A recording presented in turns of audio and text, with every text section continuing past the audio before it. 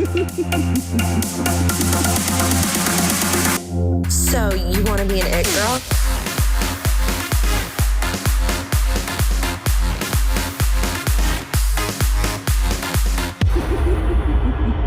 Hi guys, and welcome back to Confessions of a Wannabe It Girl. This is a super special episode for me. My favorite influencer is here, Liberty, Life of Lives.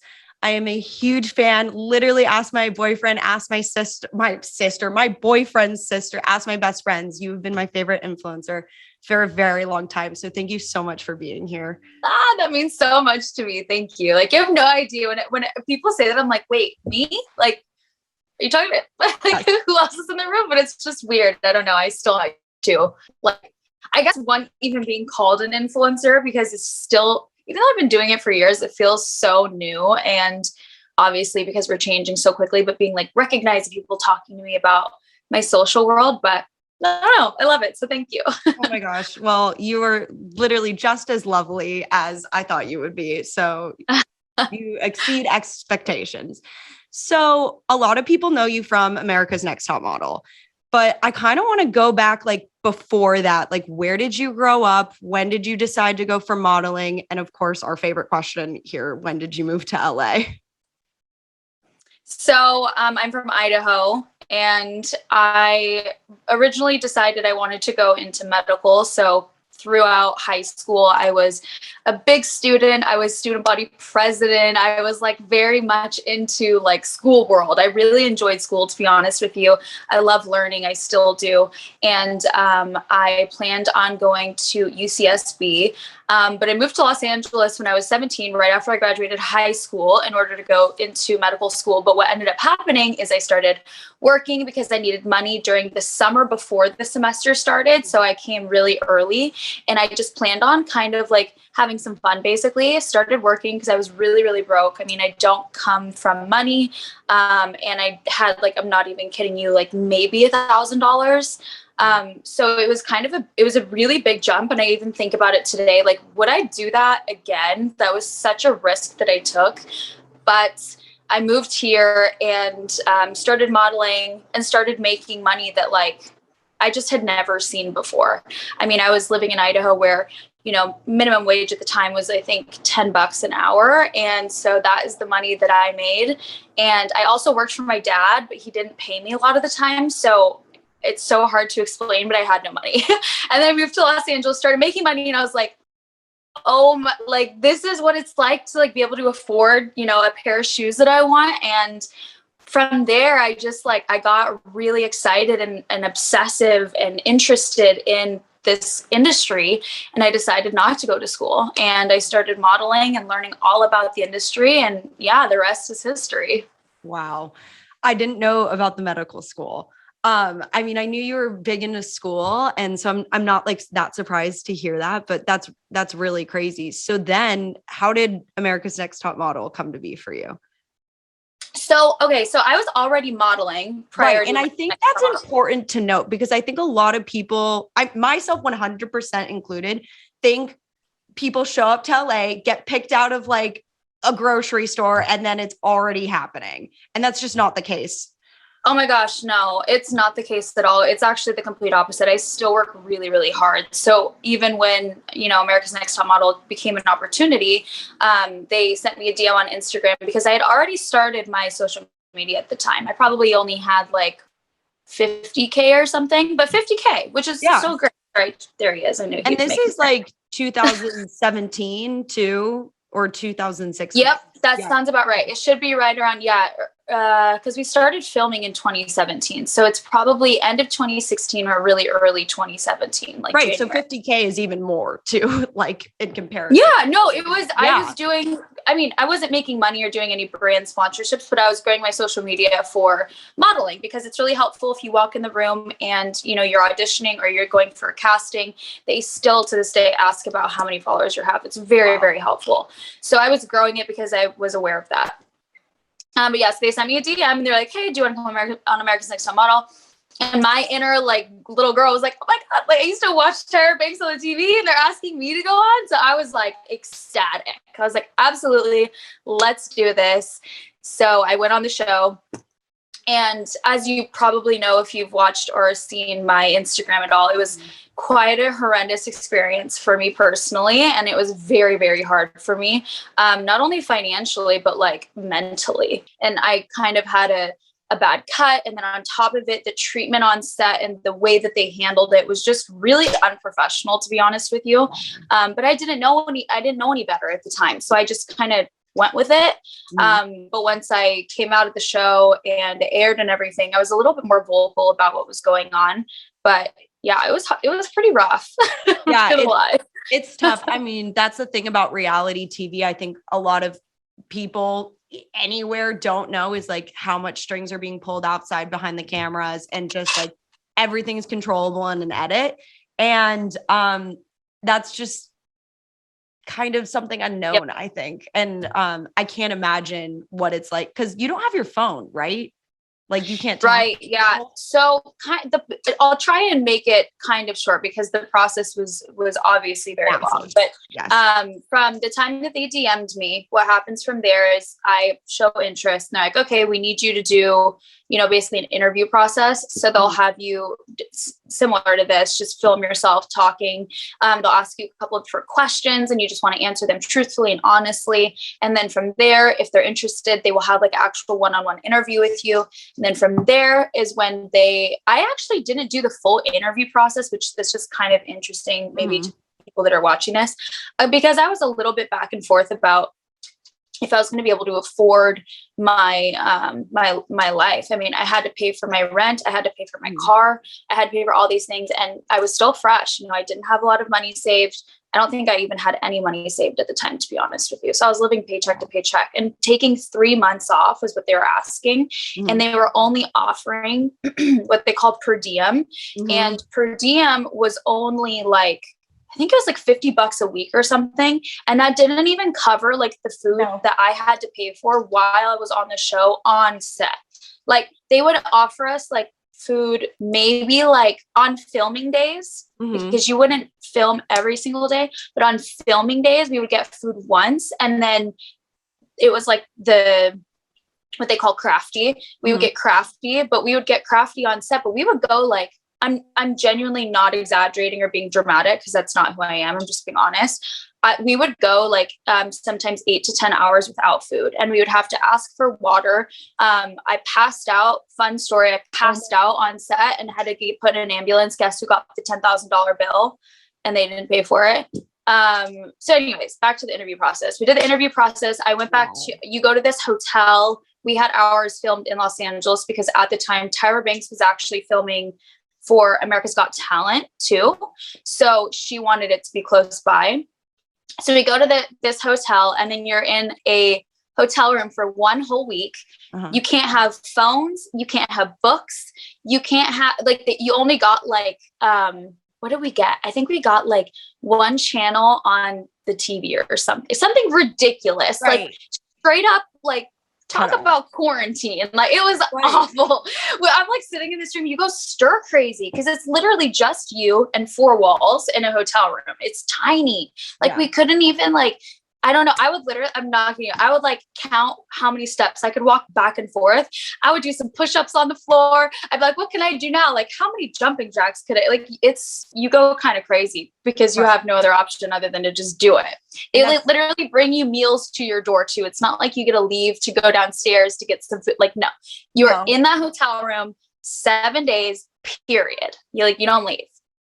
Then from there, they decide if you're going to go on the show, because what they're doing is they go through your suitcases to make sure you don't bring in anything. Like they took away all my books, which made no sense to me because I love to read. And it's such an easy way to pass time. But they took away all my books, and like you couldn't bring in, I had to argue with them to bring in my journal because, I'm huge on journaling. I wanted to journal my experience, and they eventually let me keep it, but I had to like hide it from them halfway through the show because I would journal about all the shit that was happening, and they like wanted to take it from me. It was crazy. So anyways, you go through that interview process, and then they decided that I was going to be on the show. And then from there, filming like basically starts. We lived in that hotel room for probably like gosh, I can't remember, 2 weeks, maybe, I want to say. And then from there, we moved over to the house that we were living in. But fun fact, everybody thinks, and they make it look like this house that you're living in is this like super cool Hollywood crib. Like everybody has this girl, we were living on a set. We were living on mattresses that, I'm not even kidding you, they probably had since the first season. They were so uncomfortable. The sheets were dirty. We had to pay to wash our own sheets that they had on. And like, it was just not what it appeared to be, I guess. Wow. There is so much to unpack there. I almost like have so much to say, and I'm just in shock. There's like this could literally be a full episode in itself. It is wild.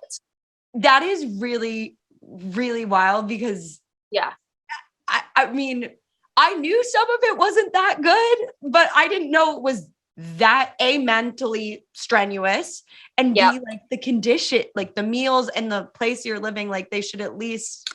Well, and they purposely, this is an opinion, but I think that they personally choose girls like myself who, like I said, I was 20 years old and really naive. I had come straight from Idaho. I hadn't been around this world. I don't know anything about it.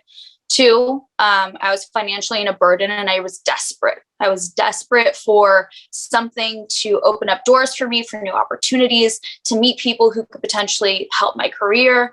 And, 3 girls that are like a little bit, brittle. And at the time, it's like, I hadn't found my voice fully yet. And it's hard to see in the show because of the cuts, because they tried to take these very, like I told you already, I'm a very blunt person. So they could take these cuts that made me seem very strong-willed, because I am, but I hadn't found my voice yet. And I wasn't super strong, and I wasn't really grounded with who I was as a woman quite yet. So anyways, all of those 3 things, I think, is what they look for in the contestants for America's Next Top Model. And when I say that, if you go back and you watch and you listen to the stories of these girls, you'll notice a pattern. Like, a lot of them are in really rough conditions. I mean, one of the girls, Brandy Kay from my cycle, she was living out of her car. She was completely homeless. Right. So it's like, when they get girls in, such desperate conditions, like, we don't complain. We don't cause a fuss, like, because we're grateful that we're there. You know what I mean? Right. Yeah. But it's kind of like, it's taking advantage of the whole group of people. And I mean, it's unfortunate. That's exactly what it. Yeah. And then, they're totally taking the carrot that we all love in LA of fame, exposure, network. And it's hard. And I mean, like, I know it's blown up on social media, just, even from the viewership, how honestly fucked up some of the things have happened. So, it became viral. It did. And I'm like, damn, if they only knew the fraction of it. Wow. Like, it's like, I don't even, because I just don't like, something about me is I just don't love like talking negative about things or situations, that, because it's like, you know what, it's past, it's over. Nothing that I'm going to say or do now is going to change that. So I feel like I'm so I'm so at peace with what the situation was, but was it fucked up? Absolutely. So you're off America's Next Top Model, and then like Hollywood just comes to your door, right? And is like, here's your everything you ever wanted, right? It was that simple. Girl, I wish it was. Yeah. Okay. So what happened? It was, don't we? So if I could be like actually quite blunt. Mm-hmm. If I could be really blunt about it, to be honest with you, America's Next Top Model actually did not do very much for me. Wow. I would say that it obviously gave me a platform, so I'm grateful for that. It verified my Instagram. Very grateful for that.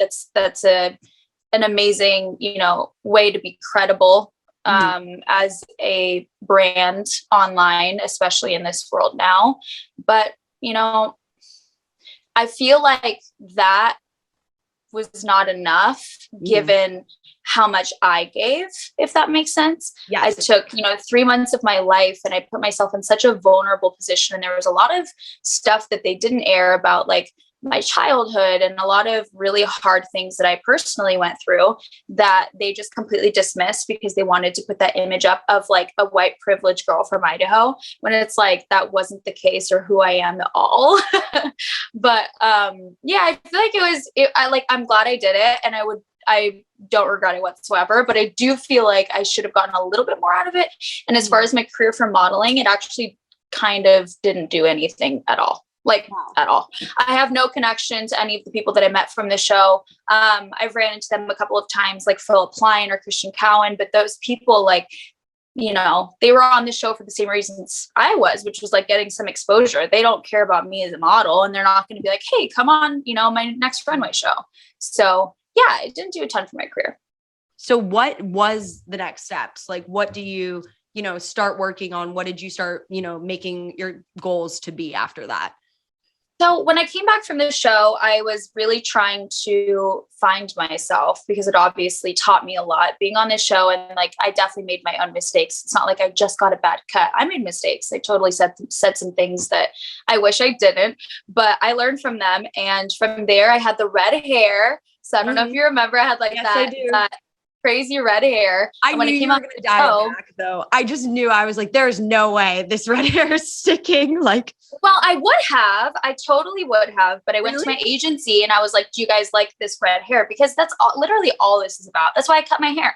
Right. The reason my hair is shorter now is not because I was like, I want to cut my hair. It was because I went to my agency and I was like, hey guys, like, how are you feeling? What should we do? And I was like, should I dye my hair brown? I asked them this last year, and they're like, why don't you just cut it off? And I was like, alrighty then. So that's kind of what the red hair was it a good marketing tactic?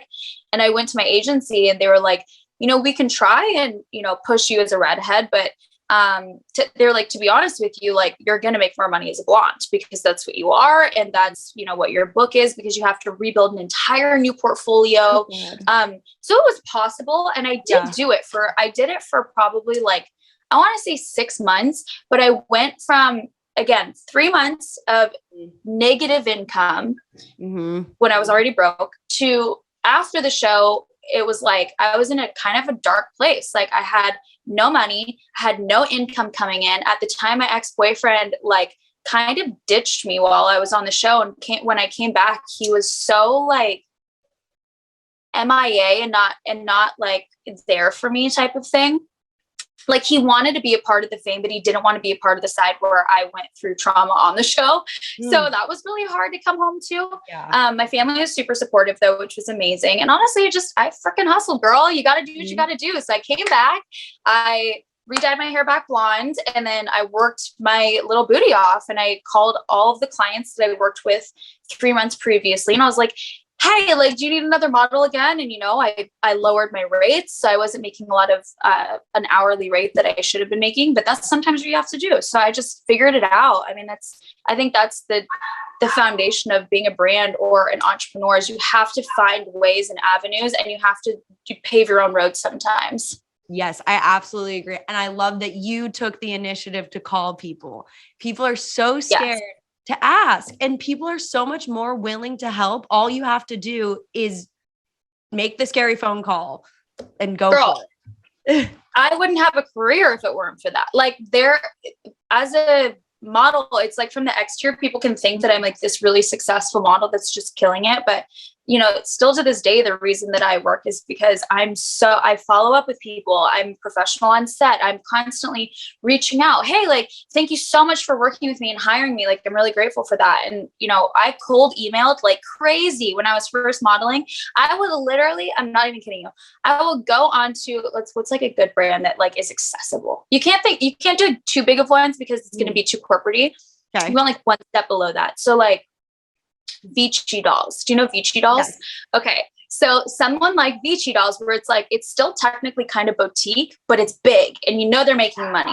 Right. So I would literally go onto their website. I would find their Instagram. I would find who owns the brand, whoever the founder was. And then on top of it, I would find every single email from that company I could find. And I would CC all of it in one email. And then I would pitch myself. And I would say, hey, I'm a model. This is my rate. It's going to be cheaper than the agency models that you're hiring, but I'm just as experienced. Here's the brands I've worked for. Here's my portfolio. Here's my e-commerce book. And I would do that all the time. And it got me a lot of jobs. So 100% cold emailing works. I love that. Just the amount of like hustle in there and just like self-initiative. Like, you didn't ask your agent to do it. You were just like, I am my business. I am my brand and I want this. So I'm going to go get it. So, I mean, it's huge. Yeah. I mean, for some girls, it's easier. Other girls, it's harder. It's definitely not been a cakewalk for me. It's definitely hard, especially because the industry right now is very, very ethically ambiguous heavy. So they are trying to hire, you know, the Black girls, the Asians, the mixed girls, the curvier girls. And then for high fashion, like the ones that just look like they could be anything. They're kind of like a mutt. Yeah. Those girls right now are killing it. It's like they're making so much money. The classic blonde white girls with blonde hair right now are not super popular. So you have to like go the extra mile to show them why I'm valuable and why I will do well. So you got to hustle, but that's with any job. It's totally the same in acting right now. Brunette is like the second under blonde. So I feel that. Girl, it's hard. It a little bit. So let's talk about, we love talking about social media here. We love talking about social media. We love social media. We love social media. I hate it a little bit, but then I love it again. We have like a really fluctuating relationship. So can you kind of explain for us like your relationship with social media as somebody who creates content? And then do you like consume content? I know you don't watch a lot of TV or any TV. Do you even have a TV? Yeah, no. I do have a TV, but I only watch YouTube videos or like tutorials or TED Talks or something like that. But yeah, I don't watch TV. So, okay. So do you consume social media or are you pretty like only make content? Nope, I definitely consume it, but I would say that I'm very limited on it. I don't have like a timer on my phone to stop myself because sometimes I want inspiration or I want to just see what's trending, if there's any patterns that I'm seeing. I approach social media 100% as a business.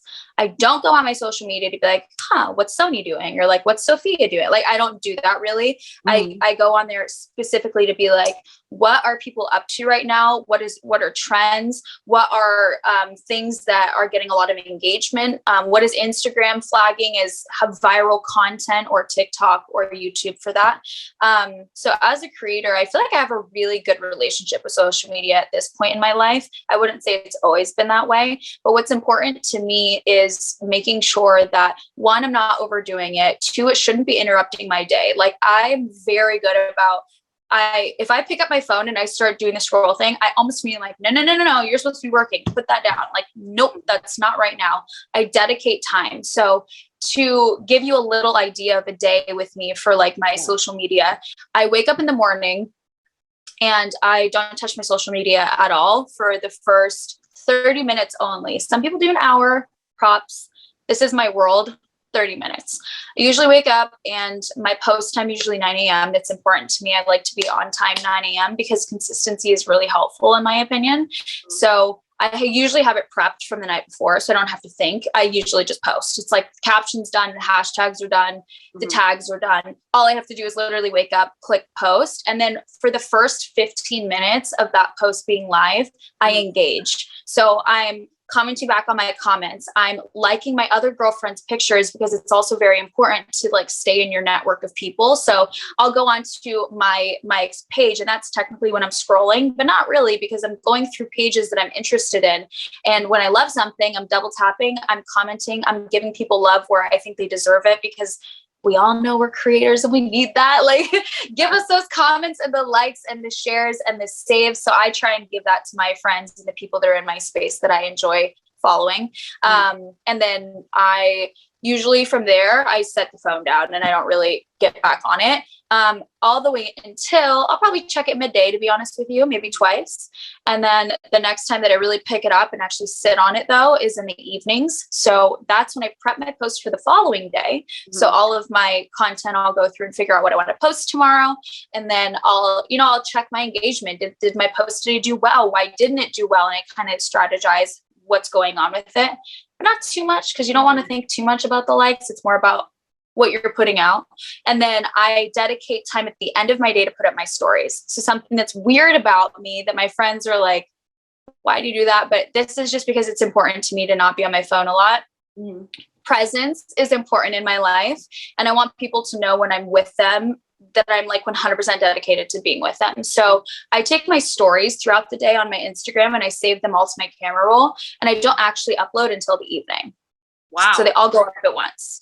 Okay, I remember I noticed this one time when I was looking at your page. I was like, this is new and it's like 7 p.m., but this is earlier in the day and it's dark out. Yep. It's like winter. That's interesting. And if I'm traveling, I'm actually one day behind. So I love that though. I skip the first day to create all my content and do my own thing. And then the following day is when I actually upload that. But the reason I do that is for a couple of things. One, presence is important. Mm-hmm. Two, I love my stories. That is where I get to connect with my audience. So I take them very seriously. I really enjoy making a real story instead of like, if I were on vacation, waking up and then just like bikini pic and then going to the pool and then, me laying by the thing and then, my coconut water. Like, I feel like it's more fun to me, like wake up and be like, good morning. Like I'm getting ready to go to the gym. Hope you guys are killing it. I'm going to hit the gym now. And then me at the gym. And then, I want it to be like a real story of the whole day. To me, that's more fun to watch. That's just my own thing. I would say that that's why I do it that way. And then it allows me to really think about what I'm putting on my stories and instead of just that in the spur moment. But I did hear that Instagram does prioritize when you do it in the moment. So I might be screwing myself on the algorithm. I don't know. You can do everything wrong and you can do everything right and nothing can happen. You can do everything wrong and everything will happen for you on social media. So I think rules are meant to be broken there. I agree. Speaking of Instagram, you created your own filters. And is there 3 of them or 4?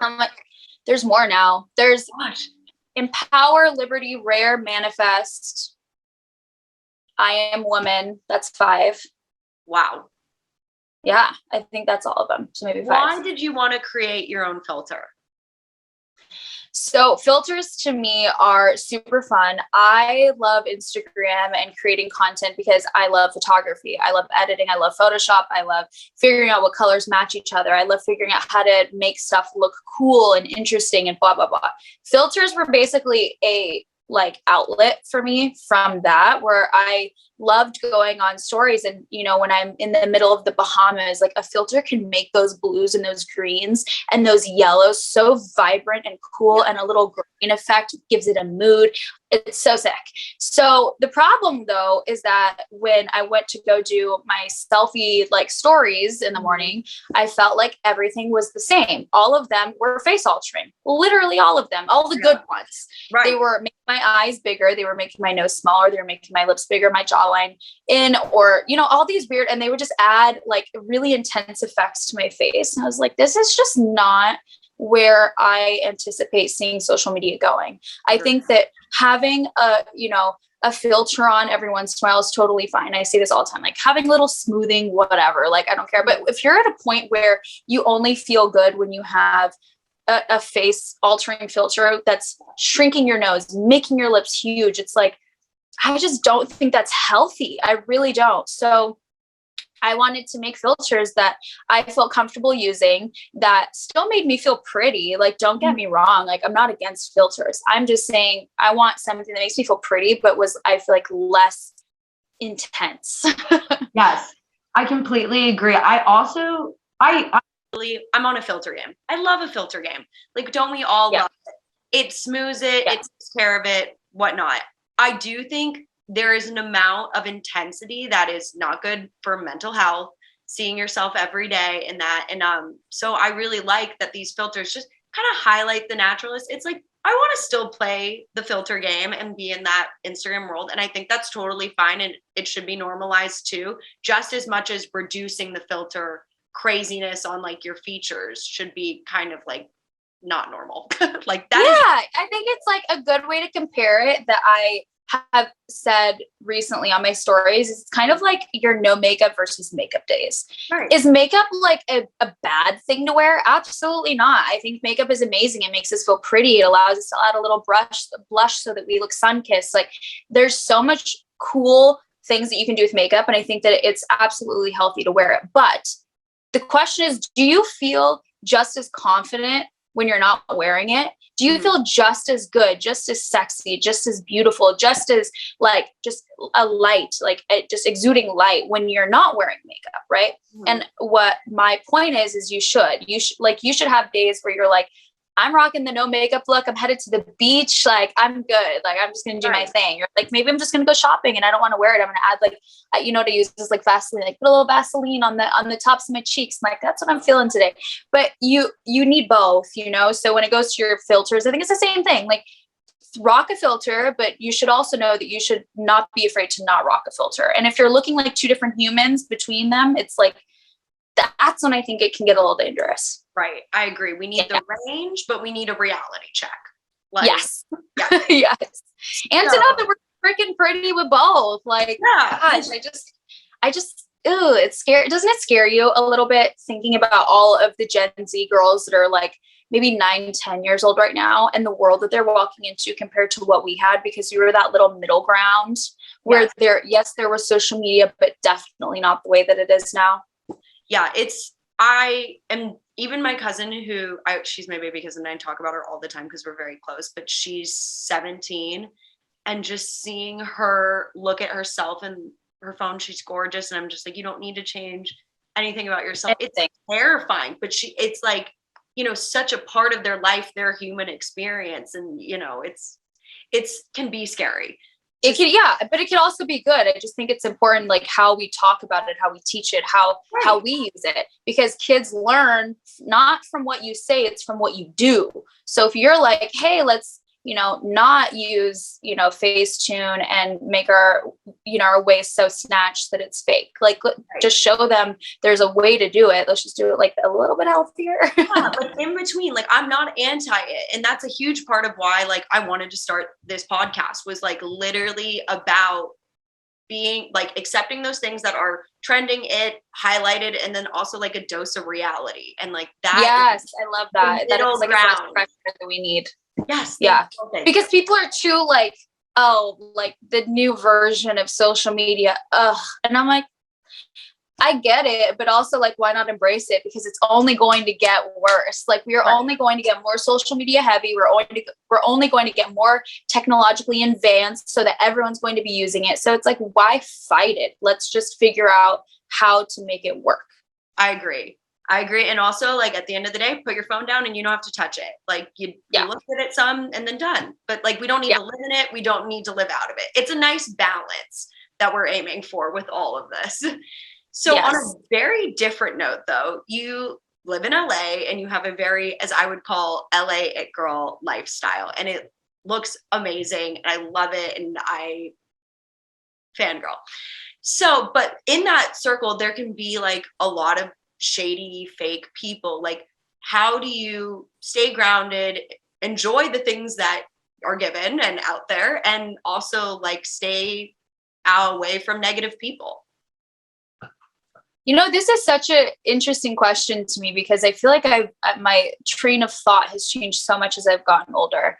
It's so important to me, coming from Idaho, that one, I don't want to change my heart. I don't want to change where I was raised and the grounding and the foundation that I was given, that I'm still so grateful for, that I actually miss tremendously. That when, you know, all my small town people, like, I'm from this town of 500 people in Idaho. I'm from genuine small town.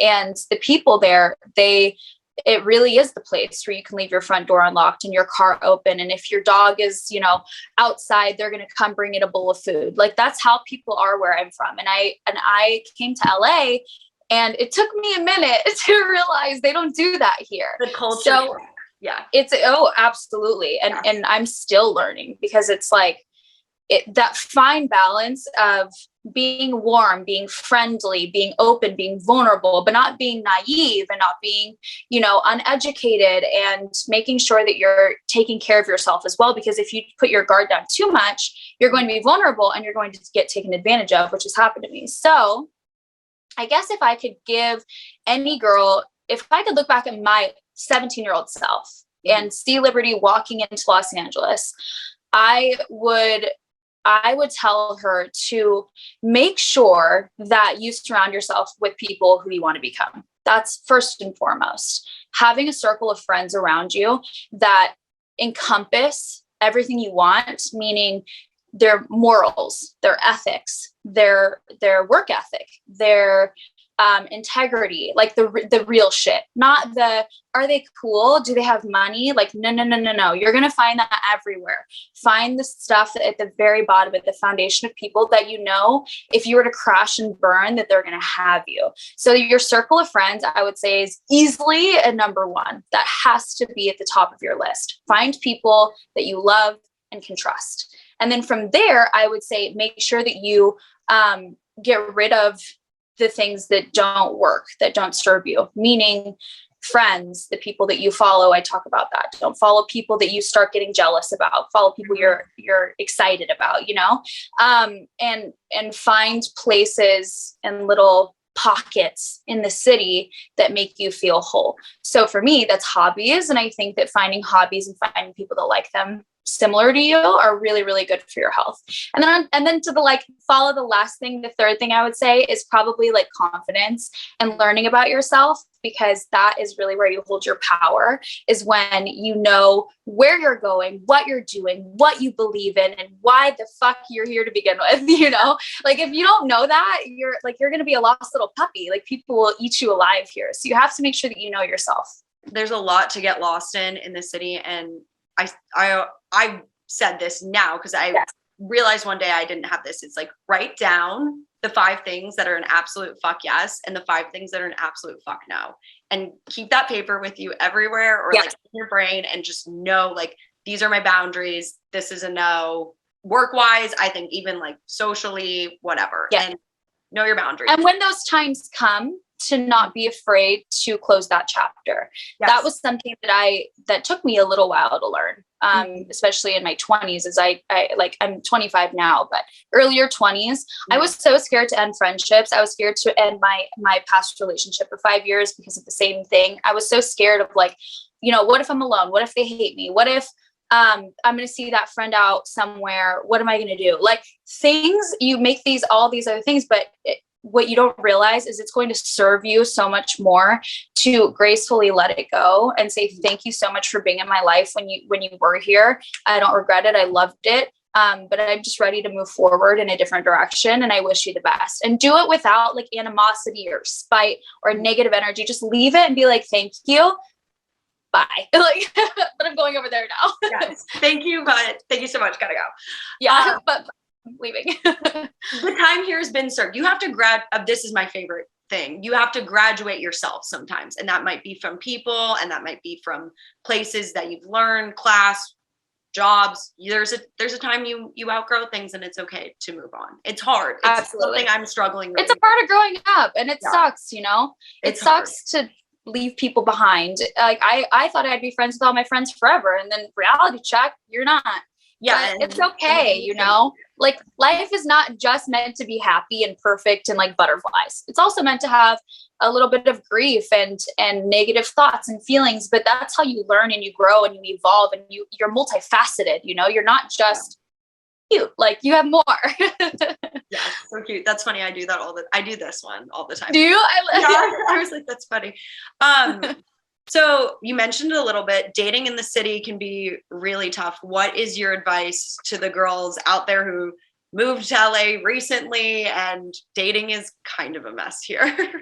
My God, I just don't even know where to start there because it's so rough. It's so hard. I feel like it's more so, I would just say it comes to like, I'm so selfish in the sense of like, I want to focus on my career. I'm such a girl's girl. I want to go out with my girls on the weekend, and I want to spend time with them. And I want to go to like the beach and play beach volleyball with my girls. Like, I'm not super focused on like doing the whole day thing.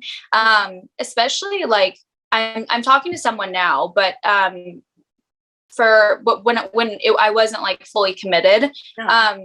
God, like, I just didn't even enjoy it much because it just felt so draining, where it was like, I would meet somebody that I thought that I was interested in, but then he'd be talking to all these other girls. It was just like, ugh, I don't know. So I would say I would just focus on you, girl. I wouldn't even worry about the men. I mean, they're going to come. That's exactly. When you are confident, when you have your shit together, when you are making an income and no one's taking care of you, you don't have the whole sugar daddy thing, because that's a very city thing that I learned about, where I was like, whoa, like, guys will literally pay girls' whole lifestyle type of thing. Mm-hmm. But like, Nah, like if you're a wholehearted good woman, men flock. I promise. Like anywhere I go with my girlfriends, half of them are married. We still have men flocking to us. And it's just like they will come. And I think that good things take time and not to rush it, you know. If you want to date here and there, just to like have some fun, do it, girl. You want to like have your little phase where you want to hook up and hang out with guys, do it, girl. Like if you want to be a whole wifey and you want to, you know, just wait for that one man, then do it, girl. Like I think you should just do what makes you feel good, but don't get caught up in the whole like, let's go on dates and then you're so focused on like, I need a man though, but I need a man though. Like I think that's not a good way to go. Yes, I agree. I completely agree. I think when you are so focused on yourself and like pushing yourself in your, be it career or even just something you're passionate about, that is like the most attractive thing to, no, I mean, men and women, but like, I want to be friends with that girl too. And that's exactly, you're like light is on, you're in the zone. And like, that's the most attractive thing out there. And on top of that, it's like, if you're surrounded, if we go back to the other point of being around a circle of friends that you trust and you love, you're going to branch off into finding men that are good. Because the hardest thing about cities is people always try and say, I don't know if you get this a lot. People, every time I'm like, oh, I live in LA, and they're like, oh, do you like it? I'm like, what do you mean? What do I like it? Of course I like it. I lived there for 7 years. Yes. Like, oh, but the people are so fake. I'm like, touche, because if you go to any city, there's going to be people that are fake. Like there are people fake in New York, in Miami, in Chicago, like they're everywhere, dude. Like but if you're acting fake and you're attracting fake, yeah, maybe that is what you feel. But I don't do that. I'm so open and honest and real with the people in my world that I'm surrounded by some of the coolest people that I've ever met. And the friendships that I have right now do not compare to the friendships that I had in Idaho. They do not compare because these people here are more like me. They understand me. They're more, it goes deeper. So I feel like when it comes back to your man, it's like, if you're around girlfriends that you trust and love, they're going to be around men that are like that too. So you're not going to be attracting those like toxic fuck boys that are here. Right. Absolutely. Yeah. I think it relates to the friend thing and dating. Like you're the sum of the 5 closest people you're closest to. And that is true of who you're going to date and who you're going to attract to. Yes. Preach. Okay. So you've worked so hard to get to where you are. Please tell us like how you do it, how you set your goals, avoid burnout. I know that's a lot, but yeah. Oh, it is. It's super hard. I mean, I'm actually always going through my little ups and downs too. But I think that what matters is always the big picture and remembering like why you're here, why this is so important to you. Avoiding burnout is pretty hard. I'm a very, very hard worker. I will work 7 days a week as long as I possibly can because I'm so passionate and I'm so happy with the life I'm living now that I don't want it to change. So I'm like, what is everything that I can do to make sure this doesn't change? I'm so happy. But it's also exhausting, you know, and sometimes you want to make sure you're working smarter rather than harder. Mm-hmm. So the things that I feel like I do that kind of funnel down my focus is obviously goal setting and journaling. That is one of the biggest things that I do that has helped me a lot. It's really, I like to do 5 categories. I do, 4, relationships, personal goals, your financial goals, and your career goals. Those are my 4 brackets. And I kind of just really nitpicky down to all of the things that I want to do. So with my relationships, I'm not talking about just intimate partnerships. I'm talking about with my family too, with my mom, with my dad. I had a pretty wild childhood and I'm still rebonding a lot of the relationships in my family, and it's hard and it takes time. So that's its own category for me. Mm-hmm. Financial, we are all young and we're all kind of broke in some way. So we're all trying to grow and make money and do our best. Some people have help, which, you know, God bless them. It's amazing. I don't. So I have to make sure that my finances are like in check or else, you know, your girl's going back to Idaho. So, and then my career stuff is like passion and making sure that I'm very passionate about where I'm going and what my intentions are in my career. So that's my modeling and my social following. As you know, my branding is extremely important to me, and I want to be like a hub that people can come onto my social media and feel like a fresh, like breath of fresh air and not another girl that's trying to show off. Mm-hmm. I want to just be a little bit different in that aspect. And then, what was the other one I didn't mention? or that was all 4. So yeah, I think it's really hard, but in avoiding burnout is just like work smarter rather than harder, be intentional. And I mean, but you got to hustle too, girl. Like don't be the girl that's like, oh, I'm doing all right, so I'm going to take off, my 3 days this weekend. If you're independent, I wouldn't do it. Even the guy that I'm talking to right now, he's working in commercial real estate and killing it. He doesn't technically need to do anything more. But what I adore about him is that he's deciding to completely on the side learn about his own personal real estate investments that he can be making. And like, he doesn't need to do that, but that just makes him, one increment better than the guy next to him who's just chilling. Yeah. So I love it. Finally, what is next for you? And please tell everybody where they can find you. What is next? Well, my goals journal is coming out. That's huge. Yay! So we have been working on this for, oh my gosh, it's been so long. I've been working so hard on it because I wanted to be like everything that I want in a journal. I feel like there wasn't a goals journal like at Staples or Target or even in Amazon where you could just be like, hey, I want to set goals, but I have no idea where to start. That's the goals journal that I'm creating. So basically baby steps you through like how to set goals from 5 years to 1 year to daily to weekly, making sure that you're taking all the steps to just be a better person. It's not about accomplishing the goals. Of course we want that. It's really just about like, how can I be a better person? So that is coming out and I anticipate, I really, really want it to be out by Christmas this year. But we'll see. I'm going to do my absolute best. So just stay on top of my Instagram. You can find me at The Life of Libs on Instagram, on TikTok, and thelifeoflibs.com is my website. So yeah, it's all The Life of Libs across the board. But that is probably the most exciting thing. And I feel like nothing else is worth talking about besides that, because that's what I'm excited about. Oh my God.